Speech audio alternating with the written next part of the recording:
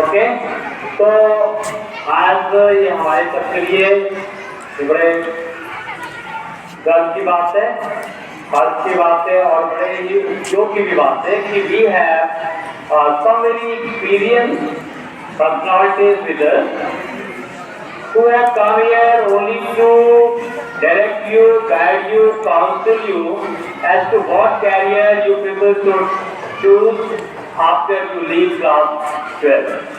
Class 12 के बाद में आपके पास क्या क्या कैरियर ऑप्शंस अवेलेबल हैं या कौन कौन से कैरियर ऑप्शंस आप सेलेक्ट कर सकते हैं।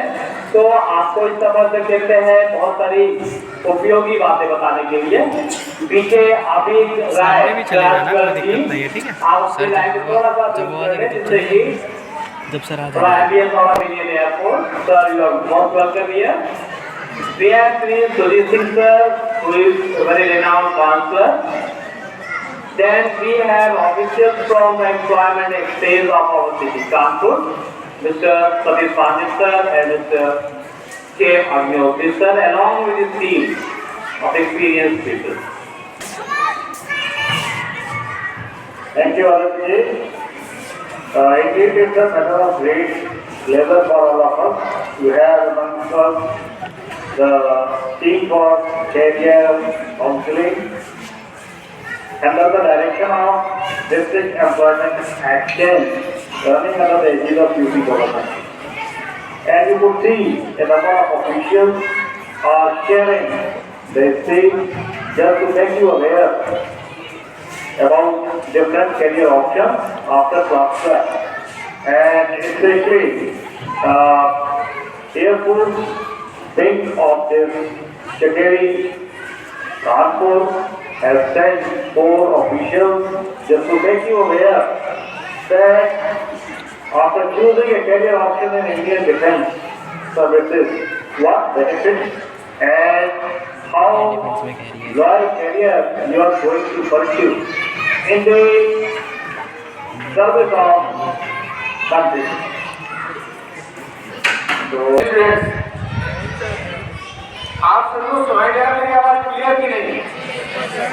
लास्ट में सुनाई दे रहा है? मैं सुनाई दे रहा लास्ट में? गुड। मेरा नाम विजय कुमार पांडे है, वरिष्ठ निर्वाहक अधिकारी। हमारी टीम जो है वो 3 एयरमैन सिलेक्शन सेंटर कानपुर से आई हुई है। आप लोगों ने किसी ने सुना है एयरमैन सिलेक्शन सेंटर? किसी ने सुना है? तो बार हाथ लगेगा। किसी ने नहीं सुना?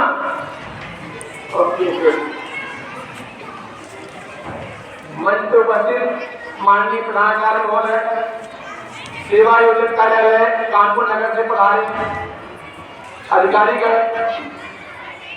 यहाँ पे उपस्थित माननीय शिक्षक, विद्यार्थियों, आप सभी को मेरा सादर अभिनंदन। हमारी टीम श्री वायुसेना चयन केंद्र कानपुर वायुसेना स्टेशन से आई हुई है और ये वायुसेना चयन केंद्र उत्तर प्रदेश में स्थित एकमात्र वायुसेना चयन केंद्र है। जैसा कि आप लोगों को पता होगा कि आर्म फोर्सेज में भर्ती होने के लिए या 2 कैटेगरीज होती हैं, एक ऑफिसर की कैटेगरी होती है, एक जवान की कैटेगरी होती है। एयरफोर्स में ऑफिसर एंड एयरमैन होता है, नेवी में अफसर एंड सेलर होते हैं, आर्मी में अफसर एंड जवान बोले जाते हैं। तो एयरफोर्स का जो जवान का पैटर्न है, एयरमैन का जो कैडर है, उस पूरे कैडर का जो सिलेक्शन का जो भी एक्टिविटी है पूरे उत्तर प्रदेश में इसलिए मुझे हमेशा कैंडिडेट्स के पास जाके इंटरेक्ट करना ज़्यादा पसंद है। इसलिए मुझे आप लोगों के पास आके इंटरेक्ट करना बहुत ज़्यादा पसंद है। इसलिए मैं सबसे रिक्वेस्ट करता हूं माइक के लिए जिससे मैं आपसे अच्छे से इंटरेक्ट कर सकूँ। हमारा जो सिलेक्शन सेंटर है, एयरमैन सिलेक्शन सेंटर, वो कानपुर में स्थित है और वो उत्तर प्रदेश का एकमात्र चयन केंद्र है। पूरे उत्तर प्रदेश में वायुसेना में जो जवान कैडर होता है, एयरमैन कैडर होता है, उसकी जो भर्ती होती है वो हमारे चयन केंद्र से ही होती है। मैं आगे बढ़ूं इसके पहले मैं जानना चाह रहा हूं आप लोगों में से कितने लोग ऐसे हैं जो कि ज्वाइन करना चाहते हैं आर्म फोर्सेस में as a officer, as a jawan या as a military doctor, any position में? और कोई नहीं? Very nice. अगर आप लोगों को इंटरेस्ट हो तो मैं बताऊं आपको आर्म फोर्सेस में कैसे ज्वाइन कर सकते हैं एज ए ऑफिसर, जवान। आपको अगर नहीं ज्वाइन करना है तो बताने का फायदा नहीं है। इंटरेस्ट है आप लोगों को सुनने का? ओके, जो कि हमारे यहाँ आते हैं और उनको बराबर जानकारी एनडीए के बारे में सभी सुनना है। फॉर्म बहुत लोग जानते हैं लेकिन 70% को पता नहीं कि एनडीए का सर्विस क्या है, हमें एनडीए के लिए क्या तैयारी करनी है, एनडीए करने के बाद फ्यूचर हमारा क्या है। आर्म फोर्सेस मेडिकल कॉलेज के बारे में बहुत लोगों ने सुना है, सही है, लेकिन आपको कैसे तैयारी करनी है, क्या सर्विस उसमें है, उस एयरमैन के बारे में बहुत लोग जानते हैं, लेकिन एक्चुअल आज के डेट में जो कंपटीशन का लेवल है, आप किसी एग्जाम के बारे में सुनते हैं, आपको पता है, तैयारी करते हैं, इसी तरह से बड़ा बहुत डिफिकल्ट है। आपको इस मामले में आपको तैयारी करना पड़ेगा और तभी आपको सिलेक्शन के चांसेस बढ़ते हैं। तो मेरे पास एग्री है कि नहीं? एग्री है या नहीं? क्योंकि क्लियर होना चाहिए कि हमारे ऐसे सुनाई दे रहा है आप लोगों को? हमारे कॉन्सेप्ट जो है आज के समय में बहुत क्लियर होने चाहिए।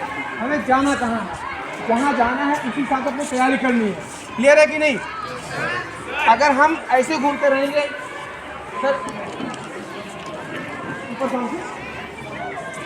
क्लियर है, ठीक है। देखो आज के समय में क्या है, हम तैयारी करते हैं, हमने सुना इंडिया की तैयारी करनी है, लेकिन हमको इंडिया का सिलेबस पता नहीं है और हमें ये भी नहीं पता मुझे इंडिया में ही जाना है, सही है। हमें ये पता है कि जो भी फॉर्म निकले उसको अप्लाई कर दो, उसमें एग्जाम दे दो, सही है। ऐसे लोग ऐसे चल रहे हैं, तो ऐसा करने से सफलता नहीं मिलेगी। क्यों? क्योंकि आज के डेट में कंपटीशन का लेवल बहुत बढ़ गया है। आपको स्पेशलाइज वे में तैयारी करनी पड़ेगी, आपको डिसाइड करना पड़ेगा आपका फ्यूचर आपको किधर ले जाना है, आपको किस एग्जाम की तैयारी करनी है, समझा? और जिस एग्जाम की तैयारी करनी है उसी के बेस पे उसका एग्जाम का पैटर्न क्या है, कौन सा सब्जेक्ट आएगा, फिर नॉट ओनली सब्जेक्ट, इस सब्जेक्ट में किस टॉपिक से क्वेश्चन आएंगे, समझा?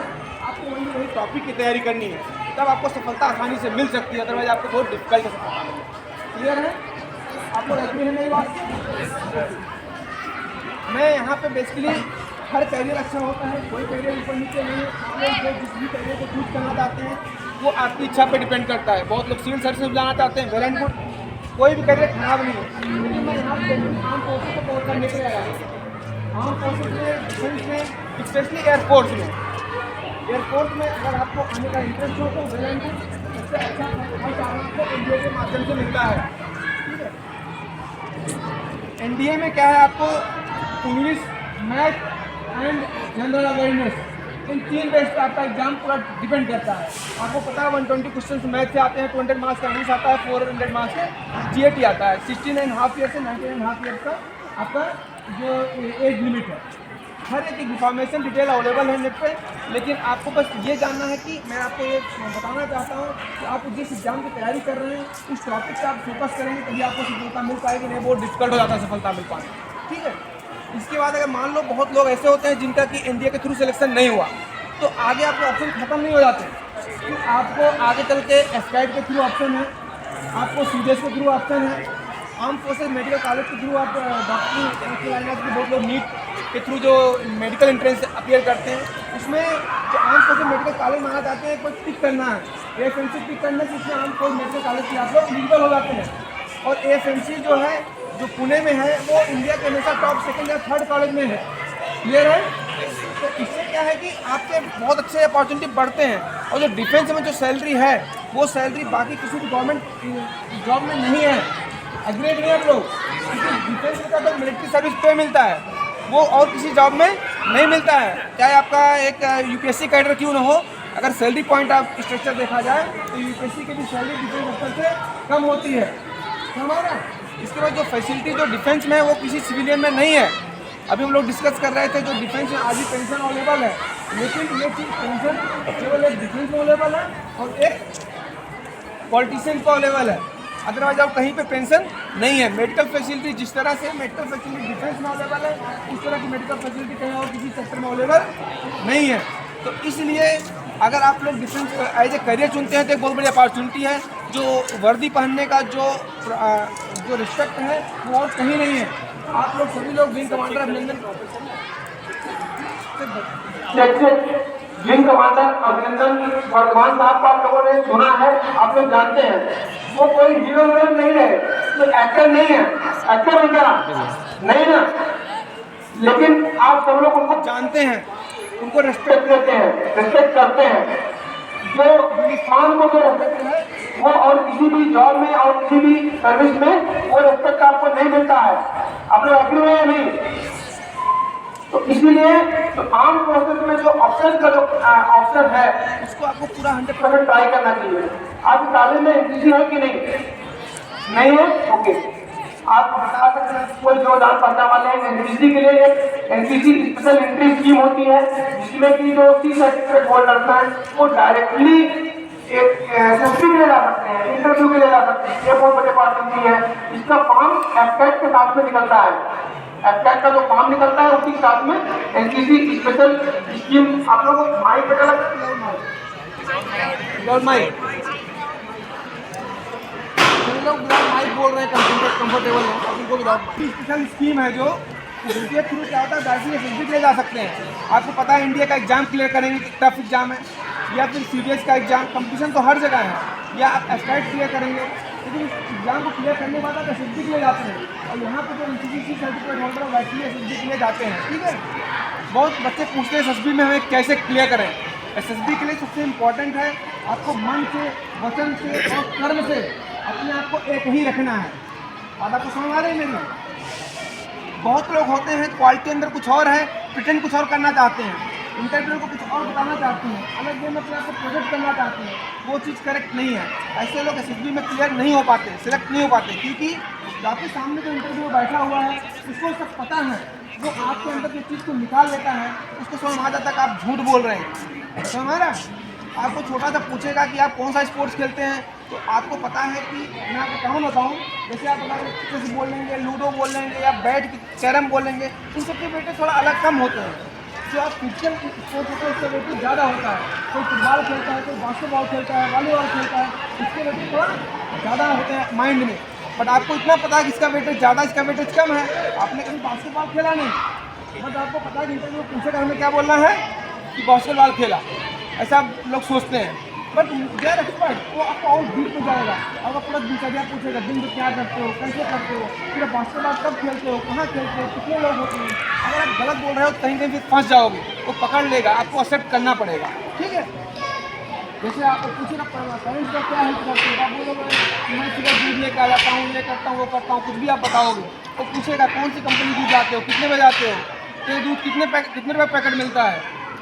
वो आपको पूछेगा कि आपके गांव में आपका जो प्रधान है पार्षद, उसका नाम क्या है, आपको पता, आप सोचोगे कि मेरे पार्षद का नाम इनको क्या मालूम है कि नहीं, ऐसा आप सोचेंगे।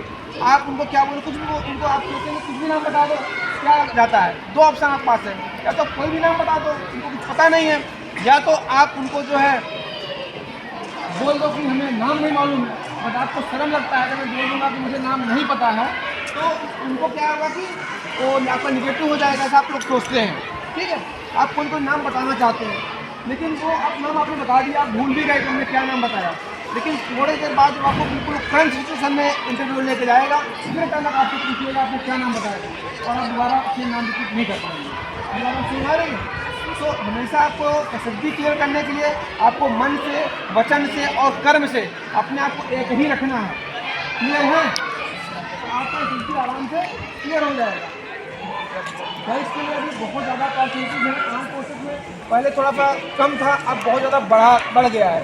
अफसर कैडर में पहले भी गर्ल्स की अपॉर्चुनिटीज़ थी, और एनडीए के थ्रू है, और बाकी एफकेट के थ्रू है, और आपका सैनिक स्कूल है, सैनिक स्कूल में गर्ल्स का भी ऑलरेडी एंट्री शुरू किया है। राष्ट्रीय मिलिट्री अकेडमी वगैरह में भी गर्ल्स का शुरू किया है। एयरफोर्स में गर्ल्स के लिए है। अभी एक जवान कैडर था, जवान कैडर में अभी तक गर्ल्स का एंट्री नहीं था एयरफोर्स में। आर्मी में स्टार्ट किया था,